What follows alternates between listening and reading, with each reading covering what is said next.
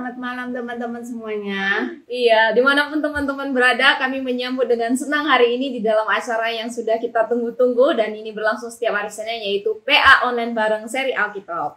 Ya, hari ini adalah hari istimewa karena kita akan membahas 7 perkataan salib selama 5 hari ya. Dan ini adalah yang ketiga dan saya harap teman-teman akan semakin memahami, memaknai makna Paskah dan kiranya ini boleh menjadi satu persiapan Paskah yang menarik dan menyenangkan dan berkesan bagi kita semuanya. Oke, ada yang tahu apa isi perkataan yang diucapkan Yesus di kayu salib yang ketiga? Silakan tulis di kolom komentar sebelum kita bahas malam hari ini. Oke, senang sekali kita berjumpa dengan teman-teman sekalian dan masih bersama dengan kita berdua yang akan menjadi host. Perkenalkan saya Roma. Perkenalkan saya Yulia. Ya, kita yang akan memandu dalam acara kita pada malam hari ini. Dan spesial lagi karena kita nggak berdua, tentu saja kita akan ditemenin dengan 2 guest yang pertama kali juga bergabung nanti dalam secara live ya, tapi sebenarnya sudah mengikuti PA-nya gitu. Teman-teman, kita akan segera mulai karena waktu terus berjalan dan kita akan undang guest kita untuk segera muncul supaya kita bisa memulai dengan doa bersama. Nah, mungkin ada beberapa yang sudah kenal juga. Ini sementara kita invite, kami juga masih mengundang teman-teman yang ini karena belum acara dimulai, nanti masih ada waktu untuk membagikan linknya supaya bisa join live bersama kita malam hari ini. Hey, halo Misha. Halo Kak, Shalom. Shalom. Hey, halo Hadi. Halo, selamat malam Bu Yulia. Iya, selamat malam semua. Oke, nah karena teman-teman kita sudah hadir malam hari ini, ada Kak Michelle, perkenalkan juga ada Kak Hadi. Mereka yang akan jadi guest kita malam hari ini dan kita akan diberkati melalui penggalian-penggalian yang ada.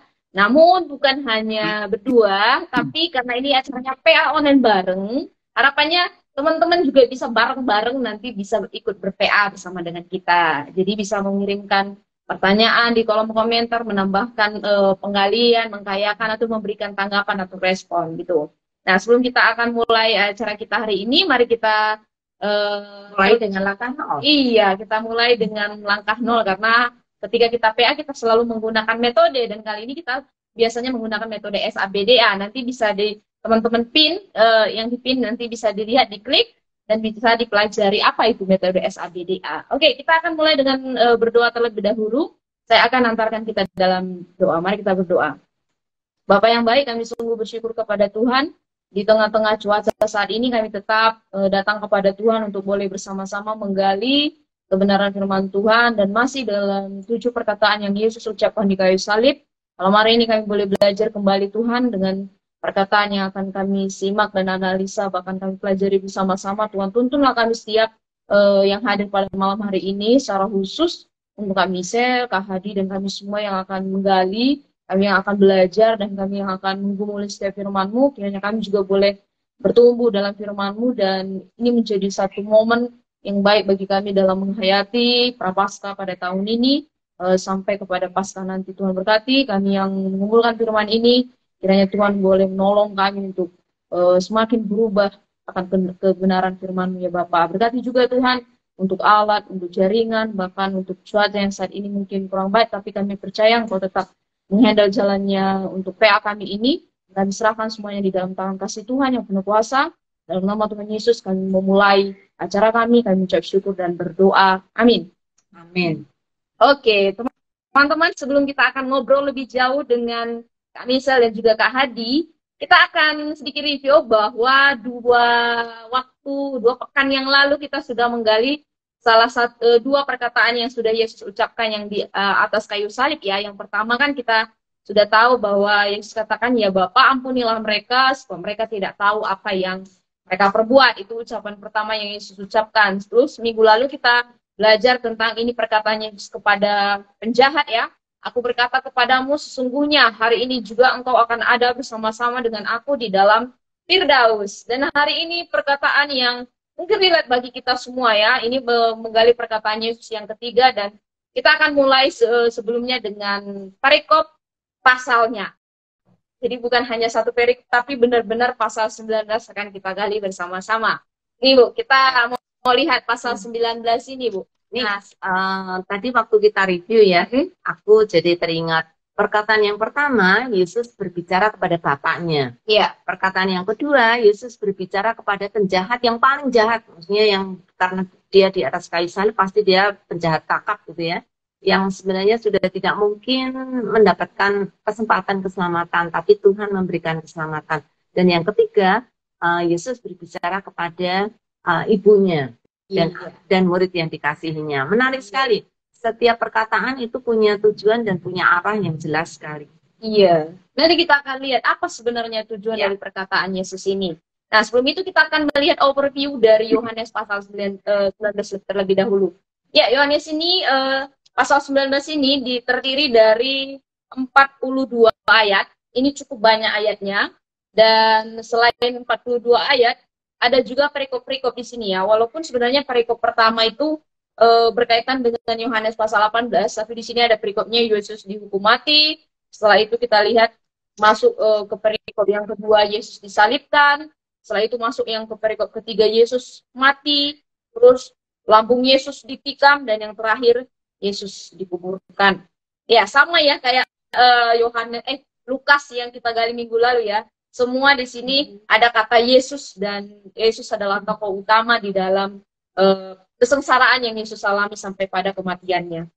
Ya, ini satu pasal yang sangat sedih, satu pasal yang sangat gelap gitu ya, karena itu masa beberapa jam sebelum Tuhan Yesus mati di atas kayu salib sampai kepada Yesus dikuburkan. Ya, jadi ini satu pasal yang sangat indah, tapi sekaligus juga sangat mengharukan, tapi pada saat yang sama juga merupakan pasal di mana kita tuh bisa melihat bagaimana Yesus sungguh merasakan kesakitan dan merasakan penderitaan yang secara manusiawi ya. Tuhan Yesus pasti sangat menderita. Iya, jadi ini satu penderitaan yang kalau kita lihat ini penderitaan yang benar-benar dialami oleh Yesus. Ini alami natural, dan dia memang menderita dia karena dia disiksa dan juga harus mengalami itu semua sampai pada kematiannya. Dengan cara demikianlah kita bisa menerima kabar keselamatan dengan cara kematiannya dan kebangkitannya. Nah, walaupun kita nggak akan bahas sampai kebangkitannya, tapi paling tidak ini bisa mengantarkan kita untuk belajar lebih dalam. Nah, selain perikop-perikop yang sudah kita lihat di sini, ada beberapa perikop dengan tokohnya adalah Yesus. Kita juga bisa menemukan ada tokoh-tokoh lain yang cukup penting mungkin di pasal ini selain Yesus Kristus.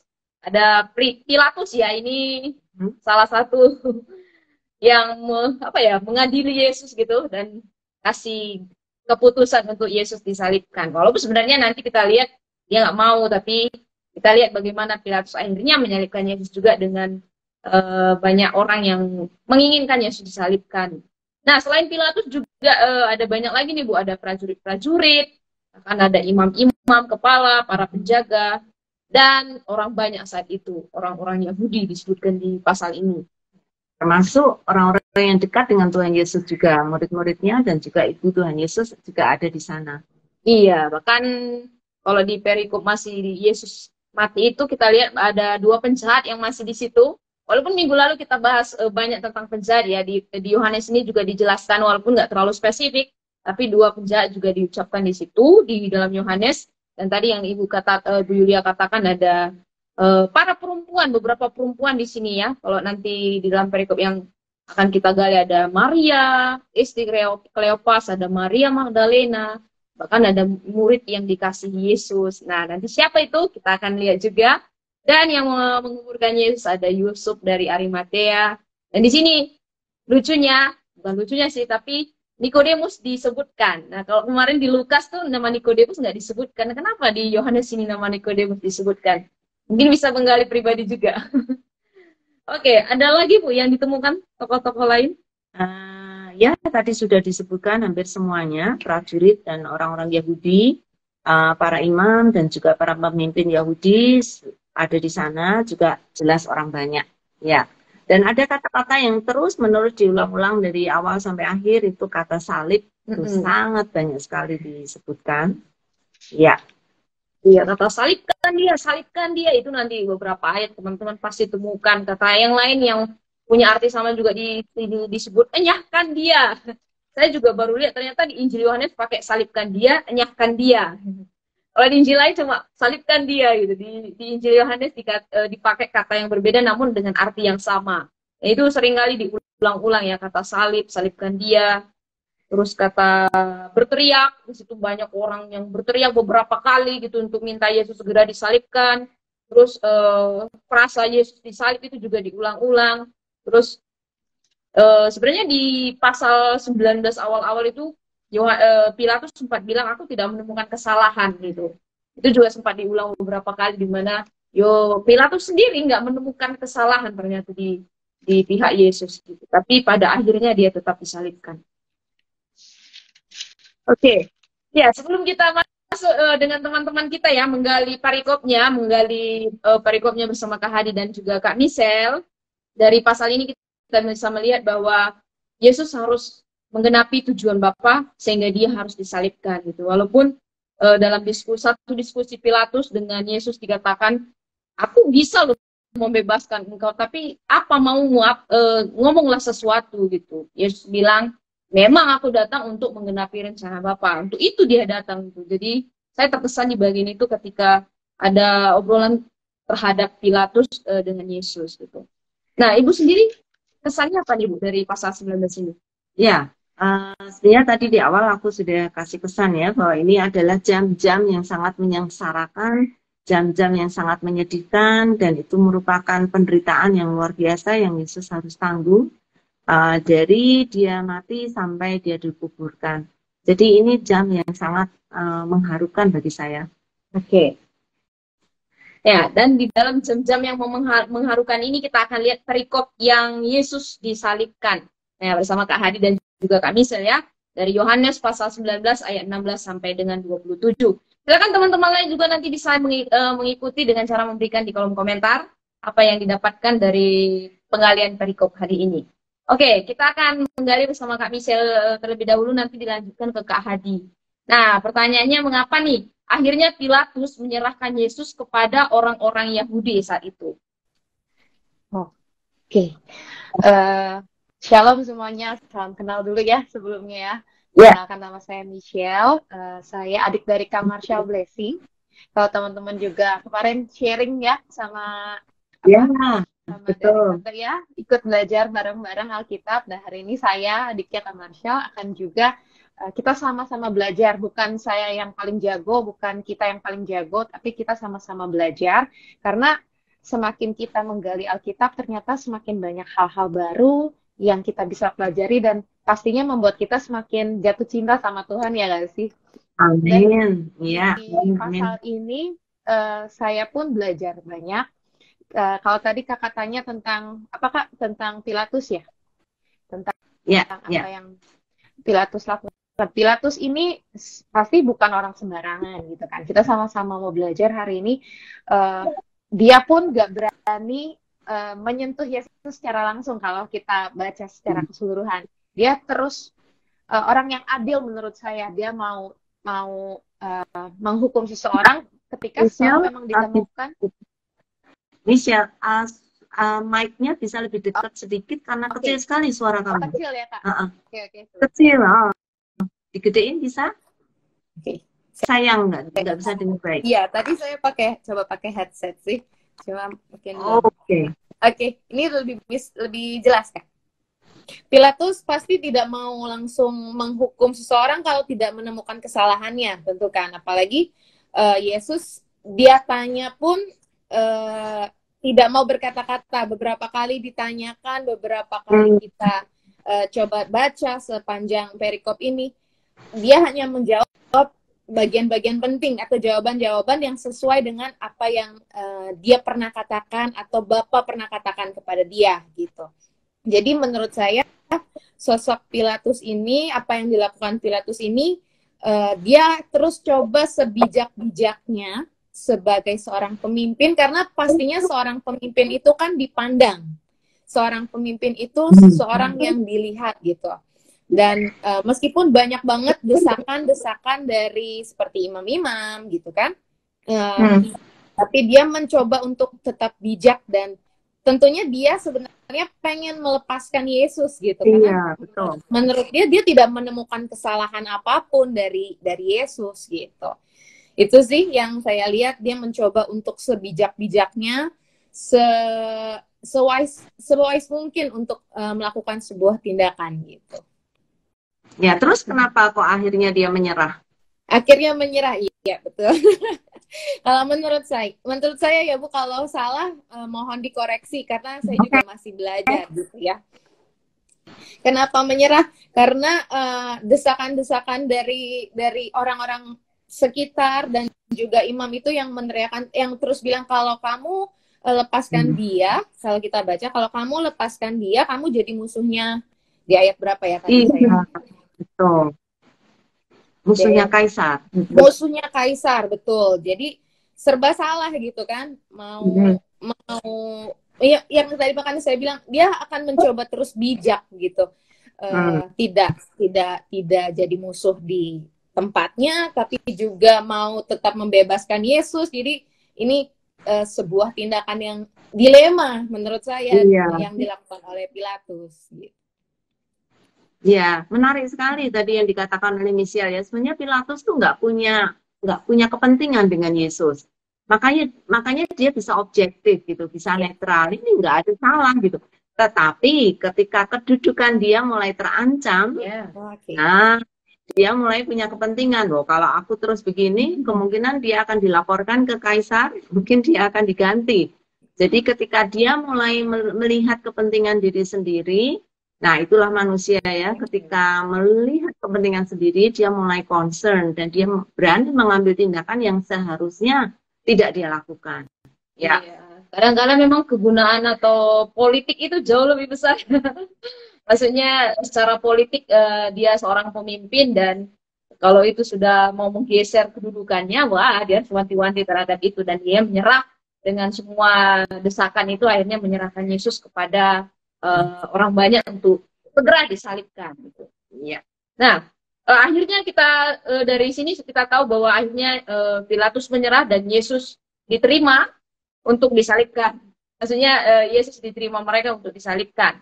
Nah, ketika Yesus disalibkan ke Hades, ini kita ke Hades. Dengan siapa saja Yesus disalibkan saat itu?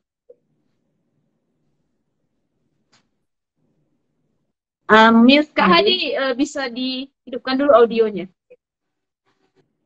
Ya.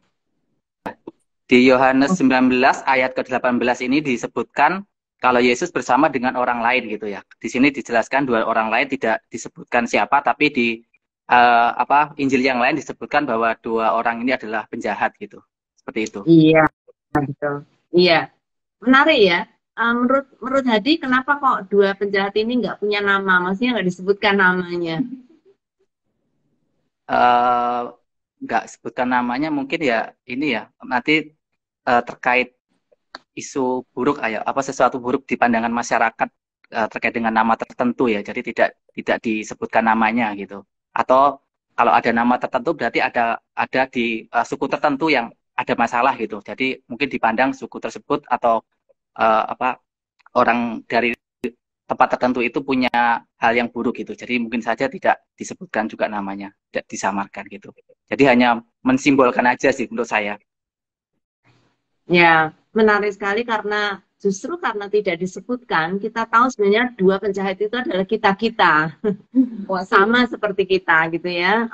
Orang-orang yang seharusnya dihukum, seharusnya menerima murka Allah karena kesalahan kita, karena dosa kita, tetapi mereka menjadi simbol ya, bahwa ada orang-orang yang seharusnya disalibkan, tetapi mereka yang satu boleh menerima keselamatan, yang satu tidak. Iya. Bahkan menarik lagi nih Bu, kalau di Yohanes dikatakan ayat 18 ini dia disalibkan di tengah-tengah. Menurut Kak, kenapa nih dia disalibkan di tengah-tengah nih? Kenapa nggak sebelah kiri atau sebelah kanan saja? Ya, kalau menurut saya di tengah-tengah itu jadi pusatnya ya, juga masih menjadi pusat perhatian gitu. Dalam masa hidupnya juga sepanjang waktu kan Yesus jadi pusat, bahkan sampai kematian pun juga dianggap sebagai pusatnya. Ya, saya menganggap tengah-tengah itu menjadi pusatnya, senternya gitu, bagusnya. Itu Ya, itu bukan dari hanya yang pusat, ya. Bukan hanya pusat, tapi juga menjadi pembatas. ya, Orang yang menerima ya, Yesus atau orang yang tidak menerima Yesus, dan Yesus yang menjadi pintu ya. untuk keselamatan, gitu ya. Iya, thank you. Oke, ya menarik sekali ya. Yohanes dijelaskan ternyata Yesus ada di tengah-tengah ya. Yang tadi Kak Adi katakan menjadi pusat, bahkan menjadi pembela dari salah satu yang ada di kiri dan atau di kanan.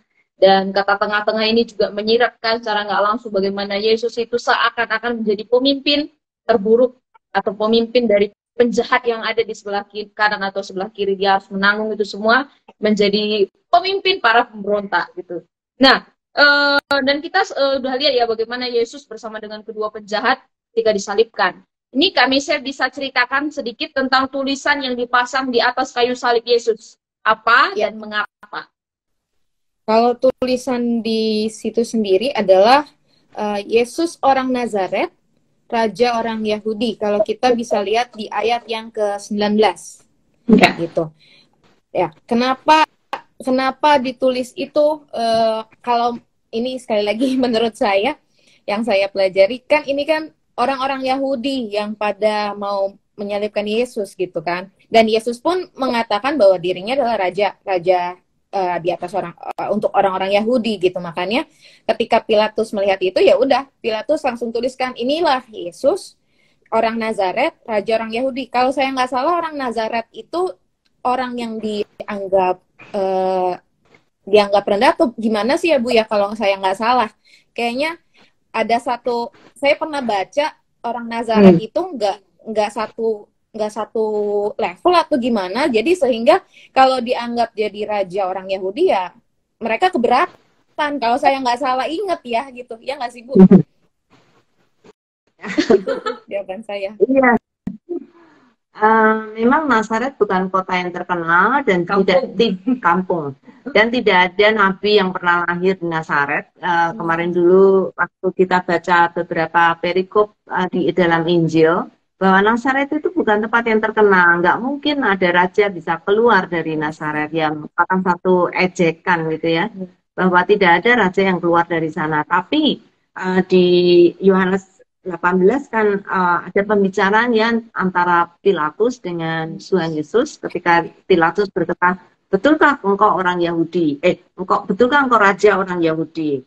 Lalu Tuhan Yesus berkata, engkau sendiri yang mengatakan itu. Gitu. Jadi Tuhan Yesus tidak mengatakan ya atau tidak, tetapi dia mengembalikan itu kepada Pilatus, gitu ya. Dan itu yang akhirnya berkesan bagi Pilatus, sehingga dia menuliskan itu di atas.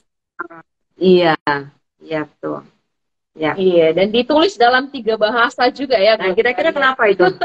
Kenapa ditulis dalam 3 bahasa? Karena biar banyak orang tahu ya nggak sih Bu? Biar nggak cuma satu orang aja dari bahasa sendiri aja yang tahu, tapi sekalian nih ada bahasa Ibrani, bahasa Latin, dan bahasa Yunani. Gitu. Karena pasti di situ banyak orang-orang lain yang melihatnya gitu. Bahasa Ibrani ditujukan untuk siapa? Supaya dibaca oleh siapa? Nah itu Bu, Ibu yang jawab deh, saya takut salah. Untuk orang Yahudi, karena orang Yahudi berbicara dalam bahasa Ibrani. Saat itu bukan bahasa Ibrani yang populer yang dipakai sebagai pembicaraan umum, tetapi lebih bahasa Yunani dan juga bahasa Aramaik ya. Ya, kalau bahasa Yunani untuk semua orang yang lewat gitu ya, pasti mereka tahu, terkhusus orang-orang Romawi. Ya. Bahkan kalau dalam bahasa Latin yang sering kita dengar itu istilah INRI, itu sebenarnya dari kepanjangan Latin ya, dan itu berbunyi artinya sama, Yesus orang Nazaret, raja Yahudi gitu. Kita sering menyebutnya dengan kata INRI juga.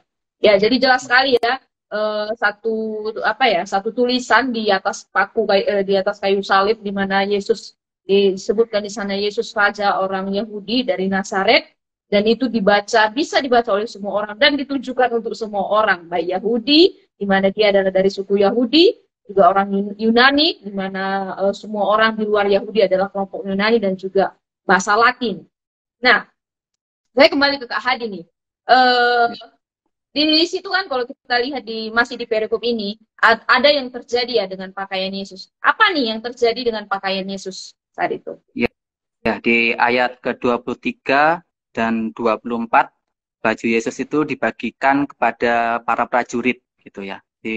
Harapannya baju-baju itu dipakai lagi atau dikasih kepada prajuritnya. Ya paling nggak menyimbolkan juga ini sebagai apa ya, barang rampasan, atau itu sepertinya waktu zaman saat itu ketika orang sudah disalib itu bajunya itu diminta dan dipakai oleh para prajurit tersebut gitu, dan dibagi-bagikan. Nah di sini dibagi-bagikan ternyata karena bajunya Yesus itu utuh, tidak terpisah-pisah, jadi itu akhirnya diundi gitu. Ya, seperti itu sih. Oke, jadi yang terjadi dengan pakaian Yesus saat itu diundi ya. Ternyata kalau kita lihat di undi ini juga ada satu referensi yang mengarah ke nubuatan. Nah, kira-kira kepentingan Yohanes sebagai penulisnya di sini apa nih, Kak? Ya, kalau saya belajarnya ya karena itu dari firman Tuhan dan akhirnya digenapi pada saat itu gitu. Jadi firman Tuhan itu memang benar sejak awalnya nubuatan dan itu akhirnya digenapi pada saatnya itu. Ya paling tidak membuka supaya pembaca juga melihat bahwa apa yang dikatakan firman Tuhan itu benar gitu. Apa yang sudah dibuatkan sejak dulu kala sudah digenapi saat itu. Seperti itu sih. Ya, luar biasa. Seluruh hidup Tuhan Yesus termasuk kematiannya semuanya sudah dinubuatkan ya. Bukan sesuatu yang tiba-tiba atau sesuatu yang tidak direncanakan. Allah sudah merencanakan sejak awal dunia dijadikan, sejak manusia jatuh dalam dosa, supaya manusia boleh mendapatkan keselamatan. Iya, salah satu ayat referensi ini ya, membuktikan kepada kita semua bahwa dialah Yesus yang Raja, bahkan dia juga Mesias yang sudah dibuatkan dan digenapi saat itu juga. Salah satu ayat yang sudah digenapi dari Perjanjian Lama. Nah, saya kembali ke Kak Michelle. Siapa saja nih yang berdiri di dekat salib Yesus? Oke, kalau kita bisa lihat di ayat yang ke-25, di situ ada, dan dekat salib Yesus berdiri ibunya dan saudara ibunya, Maria, istri Klopas, dan Maria Magdalena. Gitu. Itu banyak sih, Maria ya? Iya, mungkin kalau zaman sekarang namanya seperti Kevin gitu ya Bu, banyak Kevin, Michelle gitu ya, banyak di mana-mana namanya. Jadi sama Kodian ya. Itu orang-orang yang ada di sekitar salib Yesus sih. Oke. Bahkan ibunya sendiri ya, dan juga murid yang dia kasihi. Nanti kita akan lihat juga siapa murid yang dikasihi dan juga ibunya. Nah, karena ini perkataan yang akan kita pelajari. Nah, secara umum dari Kak Hadi, nanti bisa lanjut ke Kak Michelle. Apa nih kesan yang Kak Hadi dan Kak Michelle dapatkan tentang peristiwa yang terjadi di dalam perikop yang sudah kita gali ini? Ya, kesannya saya melihat bahwa Tuhan Yesus itu benar-benar mati untuk kita. Bagaimana saya bisa melihat terkait dengan penderitaan Yesus gitu. Kalau di perikop ini itu saya juga membaca referensi itu ada dua mulai dari dua penderitaan ya yang dialami ya ketika tadi yang keenam itu Yesus waktu memikul salib, lalu yang tahap yang keenam itu ya waktu memikul salib, lalu yang ketujuh itu ketika Yesus disalib, dipakukan gitu. Jadi saya melihat betapa besarnya pengorbanan Yesus yang benar-benar menderita. Saya membayangkan waktu saya mempelajari itu, hati saya seperti apa ya, ya sedih gitu, sedih karena pengorbanan Tuhan Yesus kepada kita, kepada umat manusia. Melihat begitu hinanya ya. Saya melihat juga, belajar juga terkait dengan penyalipan di Golgota itu, di tempat tengkorak, di mana itu orang-orang yang hanya orang-orang yang bermasalah, yang punya kejahatan yang besar yang dihukum di situ, dan Yesus mau melakukan itu, mau mati di kayu salib itu. Jadi saya terkesan dengan betapa kasih Yesus yang besar kepada umat manusia sehingga mau untuk menjalani itu semua, mau dihina, mau menjalani penderitaan demi penderitaan hingga akhirnya disalibkan dengan penjahat pula gitu. Betapa nama baiknya itu dijatuhkan sekali gitu ya, tapi itu untuk menebus dosa kita, umat manusia. Ya, saya melihat kasih yang besar kepada umat manusia gitu. Oke, nih bagaimana dengan Kak Michelle? Kalau saya dari yang tadi kita bahas ya, saya melihat bahwa di sini banyak sekali yang ingin dijangkau oleh Yesus. Maksudnya baik dari pemimpin, dari Pilatus sendiri. Pilatus itu mengalami pengalaman pribadi dengan Yesus tentunya. Baik dari mereka bercakap-cakap, dari penangkapannya, sampai ke bimbangannya si Pilatus tadi gitu. Itu kan juga sebagai pelajaran sendiri untuk Pilatus. Terus untuk orang-orang banyak juga mau disampaikan lagi bahwa ini loh Yesus Raja orang Yahudi yang disalibkan, nggak cuma disampaikan dari satu bahasa, dua bahasa, tapi 3 bahasa. Artinya apa? Disampaikan kepada banyak orang gitu. Jadi kejadian ini nggak cuma mau dijadiin hal-hal kecil doang, tapi ini mau ditunjukkan untuk ke khalayak luas gitu, ke orang-orang yang lebih banyak gitu. Terus berikutnya ada lagi orang-orang yang dekat dengan orang-orang yang berdiri di salib Yesus, yaitu orang-orang terdekatnya, yaitu keluarganya, ibunya gitu, dan orang-orang yang dikasihinya, ada murid Yesus dan saudara-saudaranya yang lainnya. Itu kan menunjukkan bahwa bahkan nggak cuman, jadi kayak banyak banget loh yang mau Yesus sampaikan nih, bukan cuma kepada pemimpin, bukan cuma kepada orang banyak, tapi juga kepada keluarganya. Dia akan menyampaikan sesuatu dalam perikop ini, gitu, yang kita akan belajar. Ya, menarik sekali karena di perikop ini ada tiga skenario gitu ya. Yang satu, Tuhan Yesus yang tadi Hadi bilang sedang mengalami kesengsaraan yang luar biasa, penderitaan untuk menanggung seluruh dosa umat manusia gitu ya. Yesus yang menderita, yang menjadi pusat sebenarnya dari berita ini. Lalu ada 2 lagi scene yang aneh gitu ya, yaitu Pilatus dan orang-orang para imam yang meributkan tentang masalah nama. Itu kan hal yang maksudnya papan yang ada di atas tulisan kayu salib yang menurut kita ya nggak ada artinya. Yesus sedang menderita, orang ribut untuk hal yang nggak penting gitu, untuk nama papan yang ada di atas kayu salib. Terus yang satunya lagi para prajurit ribut dengan pakaian Yesus, yang hal yang fana, yang nggak ada artinya juga gitu. Jadi Yesus yang sedang menderita menanggung siksaan, tapi 2 kelompok ini mereka ribut sendiri untuk hal-hal yang nggak penting, dan itu ditulis Yohanes dengan cara yang sangat luar biasa gitu ya. Kayak ini lo lihat apa sih perhatian orang gitu, bukan ke hal yang penting, hal yang sepele yang nggak penting gitu malah diributkan. Tetapi Yohanes mencatat itu satu maksud yang luar biasa ya, supaya kita melihat betapa Yesus menanggung seluruh itu dengan kesendirian. Tidak ada yang care. Tapi puji Tuhan ada satu kelompok lagi yang kecil, yaitu perempuan-perempuan yang saya yakin saat itu mereka menangis, terutama ibu Tuhan Yesus ketika melihat apa yang sedang terjadi. Mereka bingung, mereka putus asa, mereka juga melihat satu kalau saya ada di sana dan aku menjadi murid Tuhan Yesus tuh kayak blank gitu. Wah, aku tuh punya harapan yang tinggi sekali tentang Kristus, kok sekarang tiba-tiba dia di depan mata dan sedang sekarat, maksudnya tuh akan mati gitu.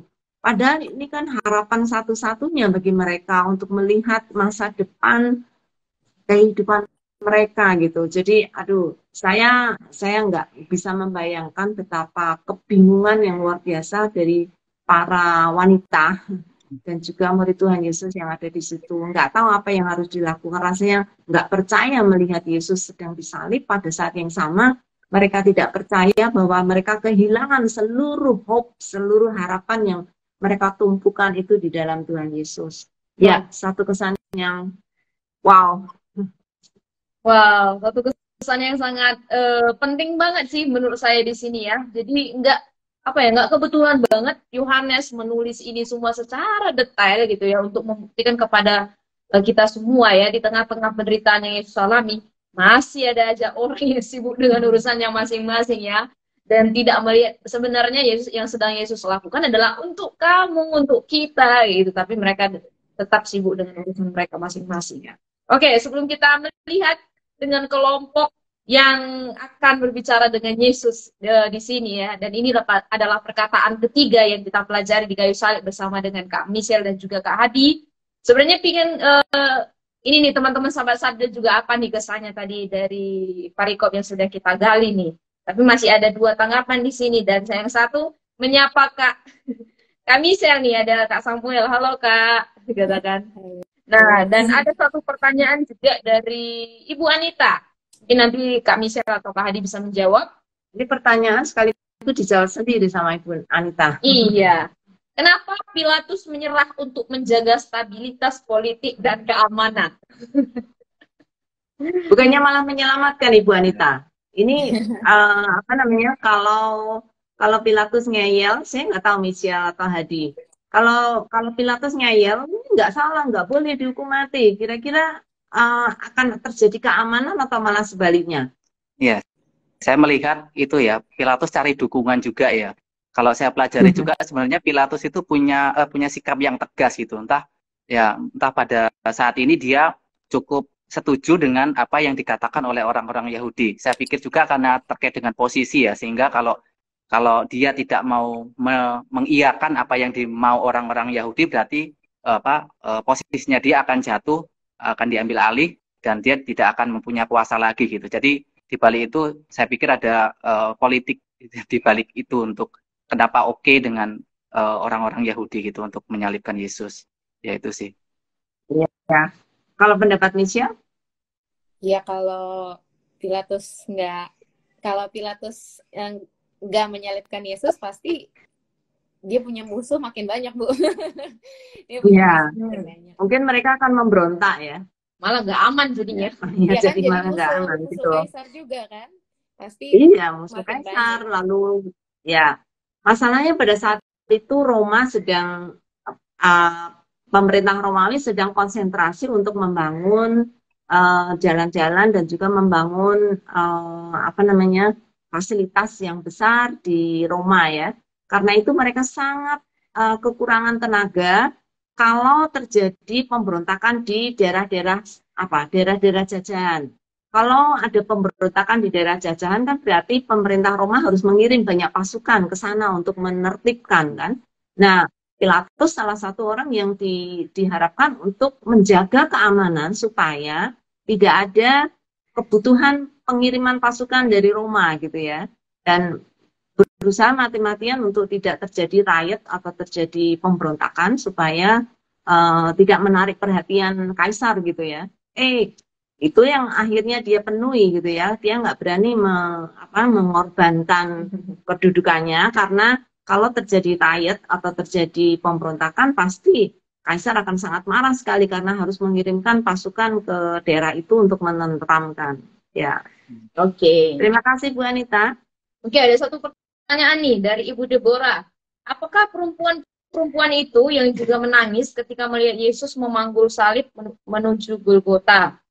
Ya, ketika kita lihat ya pas perjalanan ke kayu salib gitu ya, ada dikatakan mereka ada beberapa perempuan yang menangis dan Yesus katakan, "Hai putri-putri Yerusalem, janganlah tangisi aku, tapi ratapilah dirimu." Nah, menurut teman-teman sama nggak perempuan yang dimaksud di sini dengan yang ada di parikop yang akan kita selidiki sebentar lagi?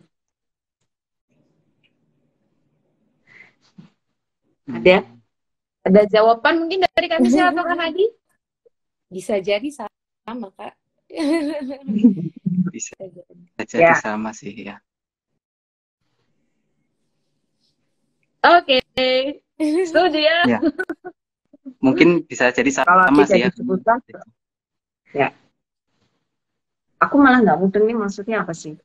Nah ini sebenarnya kita tadi nggak bahas nih tentang perempuan-perempuan yang ketika ke kayu salib kan ada perempuan-perempuan yang menangis. Terus ada juga yang perempuan, beberapa perempuan. Iya. Kemungkinan besar sama ya. Iya, dan rata-rata beberapa tafsiran juga bahwa perempuan yang nangis itu memang perempuan yang ada di perikop yang kita sedang akan bahas ini. Jadi ya, betul sekali. Nanti bisa kita gali lebih dalam lagi tentang perempuan-perempuan ini juga punya makna tersendiri. Nah, tiba saatnya kita akan melihat ya dari dua perkataan yang akan kita gali hari ini ya terkait Yohanes 19 ayat 26 sampai 27. Silakan teman-teman bisa membuka Alkitabnya, bisa melihat juga dua ayat yang akan kita pelajari, silakan nanti juga memberikan pelajaran dalam kolom komentar. Nah, saya bacakan firman Tuhan berbunyi demikian. Ketika Yesus melihat ibunya dan murid yang dikasihinya di sampingnya, berkatalah ia kepada ibunya, "Ibu, inilah anakmu." Kemudian katanya kepada muridnya, "Inilah ibumu." Dan sejak saat itu, murid itu menerima dia di dalam rumahnya. Nah, saya akan ke Kak Michelle dulu nih, sebelum kita ke Kak Hadi. Siapakah yang dimaksud dengan murid yang dikasihinya di dalam ayat 26 ini? Oke, kalau saya pelajari, kemungkinan besar itu Yohanes. Gitu, karena dalam kitab Yohanes ini sendiri pun berbeda dengan kitab 3 Injil lainnya. Gitu, penulisannya, cerita kisah-kisahnya, banyak yang menafsirkan akhirnya kayaknya sih yang dimaksudkan di sini adalah Yohanes gitu, karena mulai dari ciri khas penulisan yang ada di dalam kitab ini gitu. Jadi kalau saya bisa katakan murid ini yang apa yang ditujukan sini adalah Yohanes menurut saya. Iya. Menurut Michelle agak aneh nggak kalau dia menulis dirinya sendiri dan menganggap dirinya adalah murid yang paling dikasihi Yesus. Oke. Nah, ini juga tadi saya diskusi sama suami saya. Di sini kan sebenarnya dituliskannya murid yang dikasihinya, bukan murid yang paling dikasihi. Jadi bisa saja semua murid pasti dikasihi Tuhan, karena kasih Tuhan itu sama. Gitu. Dan agak aneh rasanya kalau dia kalau Tuhan ada saya nggak tahu sih kalau memang ternyata ada satu murid yang spesial banget yang dikasihi paling banget, saya nggak tahu, tapi ternyata setelah kami diskusi ya harusnya kasih Tuhan tuh sama ke semua muridnya, tidak ada yang berbeda-beda. Jadi di sini dituliskan kan murid yang dikasihinya, berarti kan bisa aja murid yang lain juga benar, tapi bukan yang paling gitu, bukan yang paling spesial dikasihi gitu. Jadi buat saya kalau Yohanes menulis dirinya sendiri murid yang dikasihi, buat saya itu fair-fair aja, karena semuanya sama kasihnya harus gitu. Gitu sih. Iya. Ya, cuman yang istimewa di sini kesan orang, maksudnya kebanyakan orang Kristen kan kesannya Yohanes adalah murid yang paling dikasihi di antara yang lain, karena dia menyebutkan dirinya dikasihi, yang lain-lain nggak menyebut. Ya, tapi Tuhan pasti mengasihi yang lain, udah pasti ya, tetapi secara spesial gitu, Yohanes menyebut dirinya sebagai murid yang dikasihi itu merupakan satu sudut pandang yang sangat personal, apalagi ketika perjamuan malam itu Yohanes menaruh kepalanya di bahu Tuhan Yesus gitu ya. Itu memberi kesan yang sangat istimewa.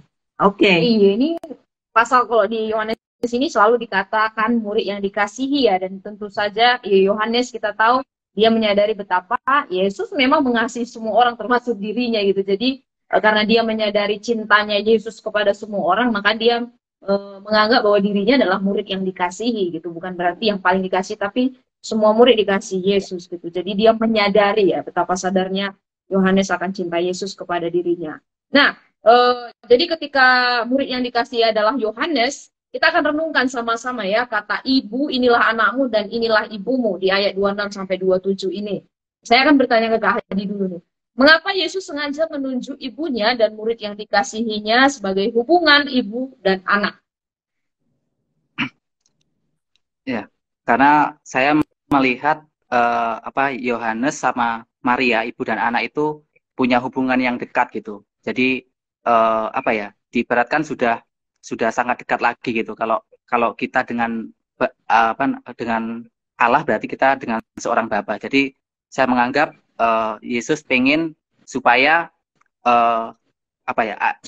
nanti si Maria itu akan menjadi ibu orang lain lagi, bukan ibu Yohanes lagi. Ibu Yohanes bukan ibunya Yesus yang nanti akan ditinggal. Jadi saya melihat tentang kedekatan itu dan perannya nanti juga ya, perannya bagaimana nanti seorang ibu harus juga bisa mendidik anak-anaknya yang ada di dunia itu gitu. Demikian pula nanti si anak itu juga bagaimana anak itu bisa memelihara atau merawat ibunya gitu. Jadi saya melihat terkait dengan hubungan kedekatan, tetapi juga hubungan bagaimana bisa saling melayani gitu di antara keduanya itu.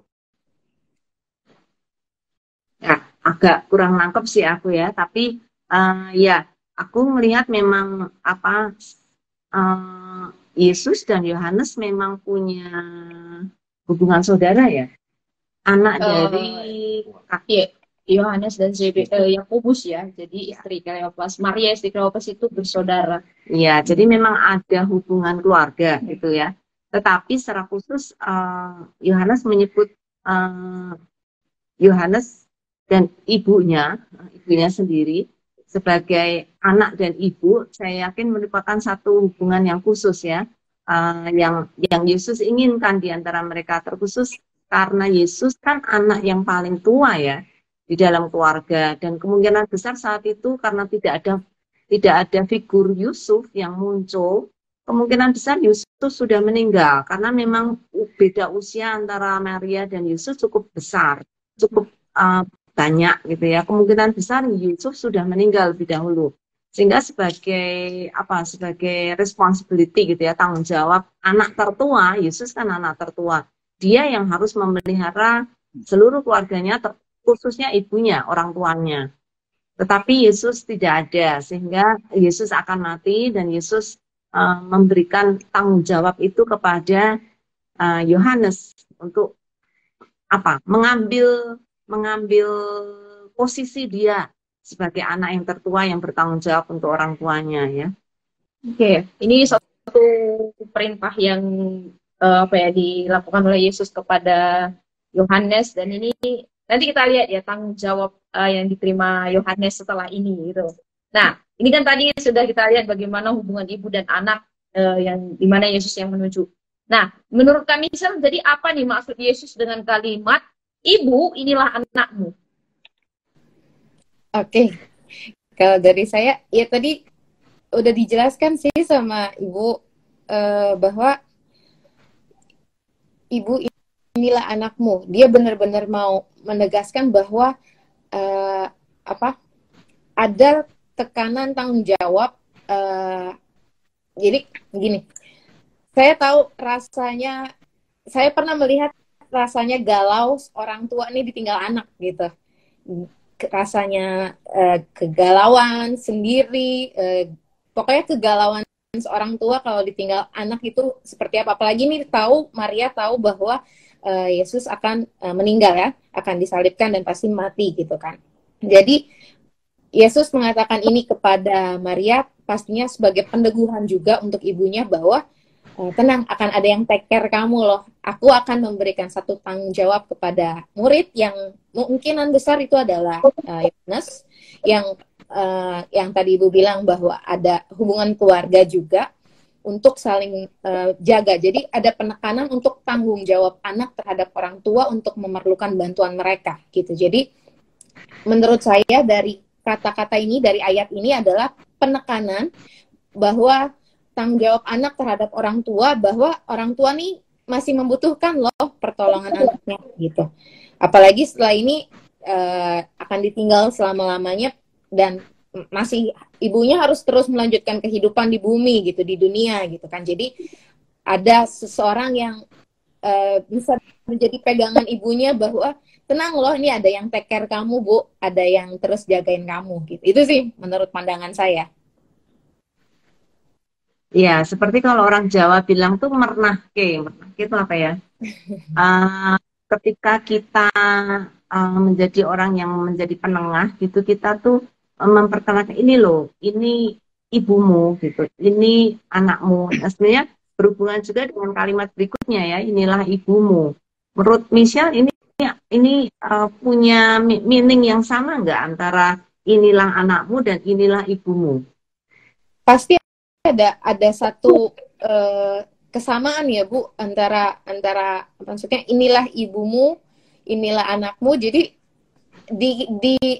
disambungin ini kalian satu keluarga loh, ini satu hubungan loh gitu. Jadi ada satu hubungan yang nggak cuman nunjuk ke satu orang atau nunjuk ke satu pihak gitu, tapi udah loh, ini kita jadi satu keluarga gitu. Itu sih menurut saya. Jadi pasti ada kesinambungan di dalamnya gitu.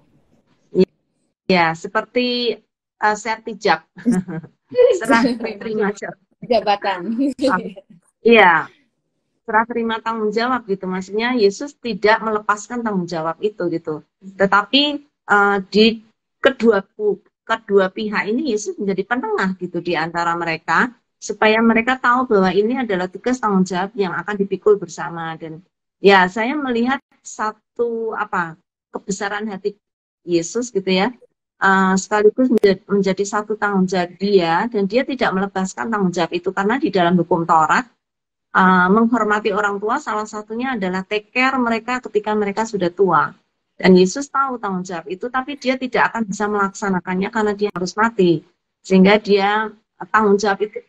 Jadi aku melihatnya ini sudah detik-detik terakhir dia mau meninggal, Tuhan tuh masih memikirkan orang lain gitu, masih memikirkan bagaimana ibunya nanti akan bisa melanjutkan hidup gitu ya. Jadi ya luar biasa. Iya. Tadi juga sempat diskusi apa sih kepentingannya perkataan ini bu inilah anakmu gitu. Kayaknya kalau nilai teologisnya mungkin beda ya dengan dua perkataan sebelumnya gitu. Tapi kalau kita lihat hukum Taurat di mana perintah kelima dikatakan hormatilah kedua orang tuamu, ini Yesus sendiri kan pengguna hukum Taurat dan dia melakukan gitu, dia memberikan tindakan aksi nyatanya dengan cara itu tadi. Yohanes dan juga Maria ada serah terima untuk menjadi keluarga gitu di dalam Tuhan, dan Yesus tahu gitu siapa yang sedang diserahkan ibunya, bagaimana ibu kondisinya saat itu, dan Yohanes juga mengerti gitu apa tanggung jawabnya sebagai orang yang mengasihi Yesus. Ya. Dalam detik terakhir pun Yesus masih menggenapi hukum Taurat. Ya. Oke. Nah, saya kembali ke Kak Hadi nih, dan kalau kita lihat akhirnya dari perkataan itu, sejak saat itu murid itu menerima dia di dalam rumahnya, ayat 27. Nah, apa yang terjadi nih menurut Kak Hadi? Ya, berarti kalau dan sejak saat itu murid itu Yohanes menerima dia di dalam rumahnya, berarti Yohanes bertanggung jawab sepenuhnya terhadap kehidupan ibunya gitu. Kalau dia ibunya tinggal di dalam rumahnya, berarti juga Yohanes harus paling tidak mencukupi kebutuhan ibunya gitu. Berarti ada tanggung jawab yang harus dilakukan Yohanes untuk ibunya, untuk bisa misalkan bisa makan, bisa minum, atau segala kebutuhan lain, bisa merawat orang tuanya dan yang lain-lain. Jadi ketika siapa ibunya itu Maria berada dalam rumah Yohanes, berarti itu tanggung jawab sepenuhnya adalah dari Yohanes gitu. Jadi Yohanes punya tanggung jawab untuk merawat ibunya secara total sepenuhnya. Tuh. Jadi Maria sejak saat itu Maria langsung pindah rumah ya. Saat kalau dari sini sih ya bukan seketika itu, mungkin ada periode tertentu, waktu-waktu saat-saat tertentu ya mungkin ada jeda sehingga itu akan pindah, karena ya waktunya nggak bisa cepat seketika itu juga sih saya menduga. Di ayat itu dikatakan sejak itu loh, sejak saat itu. Ya berarti saat itu langsung dia akan pindah rumah. Bawa barang-barang dulu. Iya. Iya. Oke ya, tapi poin tadi yang di-highlight Kak Hadi di sini ya, kita tahu bahwa ada satu tanggung jawab, dan menurut saya di sini juga selain tanggung jawab ada tindakan yang saling gitu ya, saling itu tadi ya, aksi dari kasihnya ya, apalagi mereka sudah menerima tanggung jawab langsung dari Tuhan Yesus gitu, dan mereka laksanakan juga tanggung jawab itu untuk saling menerima, saling menerima tanggung jawab untuk merawat ibu Tuhan Yesus. Oke, nah ini satu pertanyaan yang menarik juga nih ke Kak Michelle. Apakah lazim pada zaman itu anak menitipkan ibunya kepada orang atau keluarga lain? Kalau lihat ke zaman itu ya Kak, lazim apa enggak? Sampai zaman ini juga sebenarnya nggak lazim ya seharusnya. Tapi kan balik lagi tadi kita sudah diskusi bahwa ada tanggung jawab yang nggak bisa ditinggal gitu aja, apalagi untuk orang tua gitu kan. Orang tua yang menjaga kita aja dia tetap bertanggung jawab semaksimal mungkin gitu, dan ketika di zaman sampai zaman sekarang sih menurut saya harusnya tetap maksimal juga untuk saling menjaga, saling mengasihi satu sama lain gitu. Jadi dibilang lazim apa enggak zaman itu, ya menurut saya sih nggak lazim, tapi memang itu sudah harus dilakukan gitu untuk saling take care satu sama lain gitu. Ya, saya kira ada apa tradisi gitu ya di dalam kehidupan keluarga besar Yahudi. Mereka itu apa saling saling memelihara satu dengan yang lain ketika keadaan tidak memungkinkan gitu. Seperti yang Yohanes lihat, Yesus akan mati dan dia diberi tanggung jawab itu oleh Kristus, merupakan satu apa ya saya kira satu tradisi yang mereka bisa terima gitu ya, walaupun entah itu lazim atau tidak, tetapi Yohanes menerima itu dengan lapang hati gitu, dengan satu kemauan gitu ya untuk menerima, karena sejak itu langsung Yohanes mengambil Ibu Maria masuk ke dalam rumahnya, artinya dia menerima itu dengan oke gitu ya, dengan sukacita. Oke, nah pelajaran apa nih yang teman-teman dapatkan dari dua ayat ini? Karena waktu kita sangat tipis, dan mungkin aplikasi apa juga yang didapatkan yang akan dilakukan dari penggalian hari ini? Mungkin ke Kak Hadi juga. Ya. Oh, Kak Hadi Pelajaran dulu. Oke. Ya, pelajaran pertama tadi Bu Yulia juga sudah menyampaikan bahwa di situasi-situasi sulit, Yesus masih memperhatikan keluarganya, masih memperhatikan orang-orang terdekatnya. Berarti dari sini bisa menjadi aplikasi juga, sebenarnya tidak ada alasan untuk bisa tidak mengasihi orang-orang terdekat gitu, meskipun itu situasi yang sulit gitu. Bahkan Yesus mengalami penderitaan yang begitu besar, perhatian kepada keluarganya itu masih ada gitu, masih besar gitu. Bagaimana dia mau mengasihi mereka. Jadi aplikasi saya tidak ada alasan lagi untuk tidak mengasihi orang-orang terdekat saya. Jadi saya harus peduli kepada orang-orang yang ada di sekitar saya. Itu yang pertama. Ya, yang kedua juga ya ini juga terkait dengan anak dan ibu, ya berarti tanggung jawab sebagai anak kepada orang tua. Tadi sudah disebutkan juga di hukum Taurat bagaimana kita juga harus menghormati orang tua gitu, menghormati orang tua kita, karena orang tua kita juga yang menurunkan iman itu kepada kita gitu, untuk bisa percaya kepada Kristus. Ya paling enggak bagaimana saya juga bisa tetap memperhatikan kedua orang tua, orang-orang terdekat saya, bapak ibu saya, sehingga masih ada kasih Kristus ketika yang terjalin di dalam kasih Kristus, sehingga relasinya masih dekat, seperti hubungan kita kepada Bapa gitu, sama juga kita kepada orang tua gitu. Itu aplikasinya. Di aplikasinya semakin mengasihi orang tua. Iya. Nah, dari Kak Michelle sendiri? Oke, buat saya ya nggak jauh beda pasti sama Kak Hadi gitu kan. Apalagi poin-poin ini udah dari tadi kita ulang-ulang terus tentang tanggung jawab antara anak, orang tua dan segala macamnya. Yang pastinya kita harus memastikan bahwa hubungan kita dengan orang-orang terdekat kita terjalin dengan baik. Mungkin itu yang bisa di-highlight dari menurut saya gitu ya, aplikasiannya untuk tetap menjalin hubungan yang baik antara orang tua dengan anak, anak dengan orang tua. Keduanya harus sama-sama terjalin dengan baik gitu. Karena kan kita bukannya mau seperti ini nitipin orang tua ke orang lain, enggak, tapi penekanannya mungkin lebih ke ada hubungan yang baik pastinya hubungannya baik antara Yesus dengan ibunya dan ibunya dengan Yesus. Jadi kita pun bukan sekedar tanggung jawab, ya udah pegang aja tanggung jawab tapi nggak punya hubungan yang baik. Tapi menurut saya kita tetap harus menjalin hubungan yang baik sebagai anak kepada orang tua dan juga dari orang tua kepada anak gitu. Itu sih buat saya pengaplikasian yang mungkin kelihatan sederhana tapi belum tentu mudah dilakukan oleh anak-anak muda zaman ini, khususnya dan juga teman-teman yang lagi nonton live hari ini gitu. Iya, betul.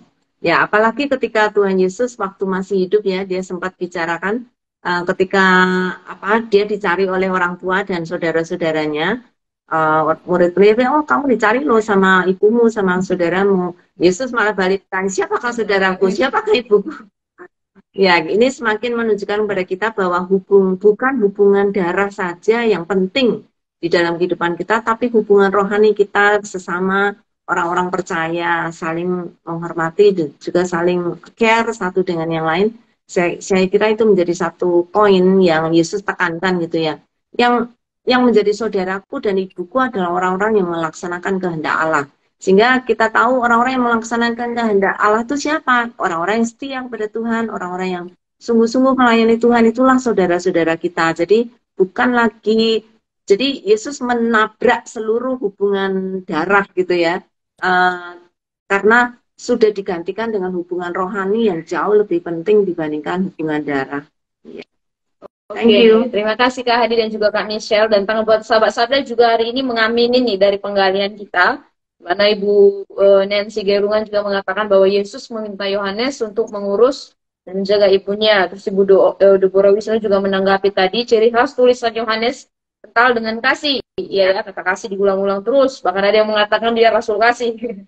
Nah, ya, Bu Nancy juga menanggapi Yesus meminta Yohanes untuk take care setelah Yesus tiada karena Yesus sangat mengasihinya.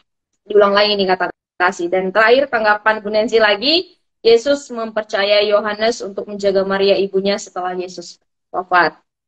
Oke, terima kasih teman-teman untuk tanggapannya, meskipun sebenarnya bisa lebih banyak lagi, tapi sepertinya teman-teman sedang merefleksikan ya dari penggalian kita hari ini, karena mungkin relate juga dalam kehidupan kita setiap hari ya, yang memiliki keluarga, bahkan relasi tadi, yang menembus hubungan darah gitu, itu menjadi satu perenungan yang baik juga bagi kita malam hari ini. Terima kasih Bapak Ibu Saudara yang sudah menyaksikan acara live kita, dan Kak Hadi serta Kak Michelle. Saya juga belajar banyak ya. Kalau minggu-minggu lalu kita belajar bagaimana Yesus memberikan pengampunan, dia sebagai pengantara, bahkan dia juga memberikan kehidupan kekal kepada salah satu penjahat di sana. Kita lihat dia sebagai Tuhan. Dan kali ini Yesus fokus ke bawah ya, melihat kepada orang-orang yang menontonnya saat itu, bahkan orang terdekatnya itu ibunya dan juga muridnya dan beberapa teman dekatnya yang lain saat itu ya.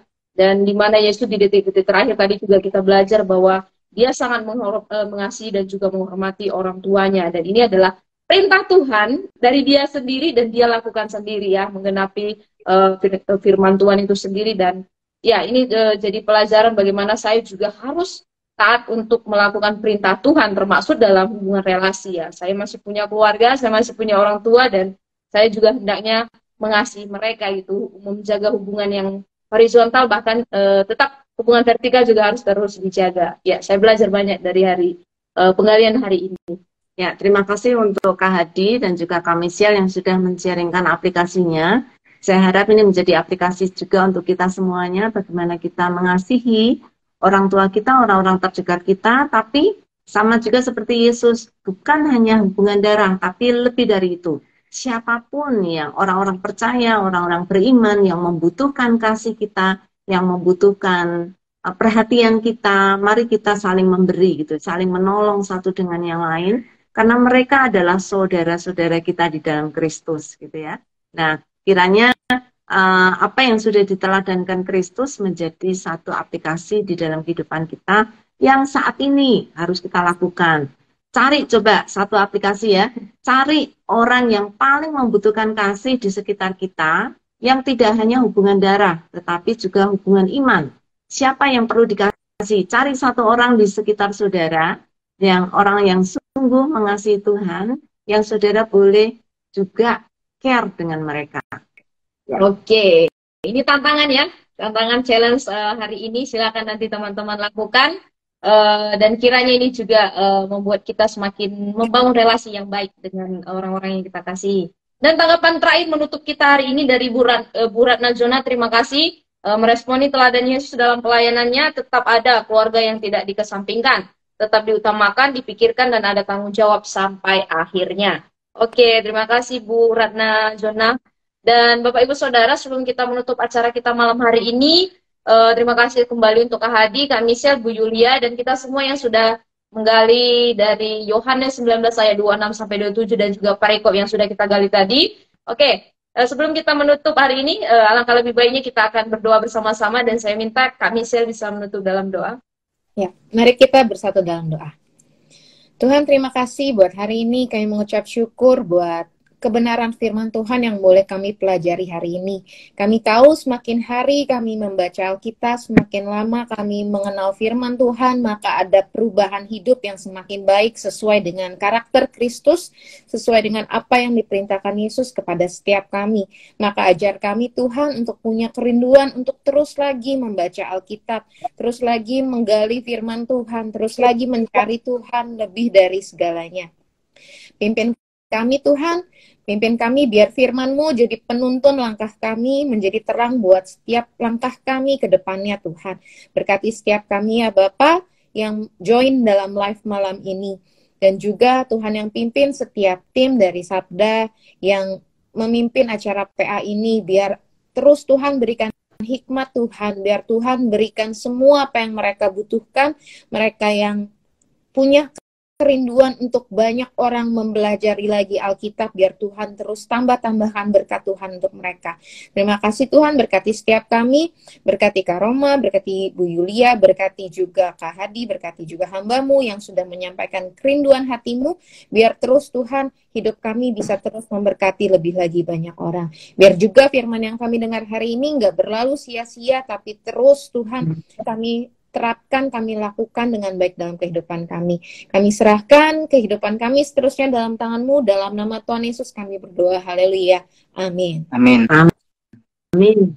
Amin. Thank you banyak teman-teman. Ya, teman-teman di rumah, sampai ketemu minggu depan ya. Iya. Ya. Salam. Salam Ayo PA. Dah. Dadah. Dan minggu depan kita akan bertemu kembali di jam yang sama, 19.30 sampai dengan selesai. Dan minggu depan kita akan masuk dalam perkataan yang diucapkan Yesus di kayu salib, yaitu yang keempat. Dari Matius 27 ayat 46 dan juga Markus pasal 15 ayat 34. Ini juga perkataan yang sangat menarik sekali ya. Eloi, Eloi, lama sabachthani, yang berarti Allahku, Allahku, mengapa engkau meninggalkan aku. Kita akan gali minggu depan bersama dua guest kita lainnya.